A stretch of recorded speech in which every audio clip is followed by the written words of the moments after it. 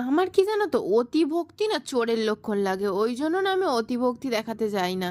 কিন্তু আমার বর না সব কিছুতেই একটু জোর করে, যে ঠাকুর পুজোর ব্যাপার হলেই যা যা পুজো দিতে যা, এই কর সেই কর। কিন্তু আমার না মন থেকে যেটা আসে আমি সেটাই করে থাকি। তো আজকে গেছিলাম, সেই যে মেলায় গেছিলাম সেই মেলারই ঠাকুরের পুজো দিতে।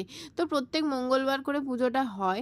তো তাই জন্য এই গেছিলাম হচ্ছে 3 সপ্তাহে, মানে 4টে সপ্তাহ, মানে 1 মাস ধরে মেলা হয়। তোমরা কিন্তু আসতেই পারো, এখনো 1 সপ্তাহ বাকি আছে। তো আমি 3rd মঙ্গলবার গেছিলাম পুজোটা দিতে, মানে হচ্ছে কালকেই, ঠিক আছে।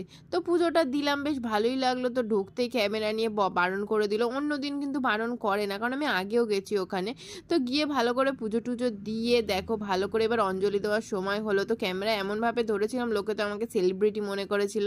তো সেটা মনে করার কিছু নেই, আমি কোনো সেলিব্রিটি নয়। ওই দেখো বোনটাও কেমনভাবে দেখছে, আমি তো লজ্জায় পড়ে যাচ্ছি। দেখো এত কিছু লজ্জার সম্মুখীন হয়ে তোমাদের জন্য ভিডিও করতে হয়, তাও তোমরা লাইক দাও।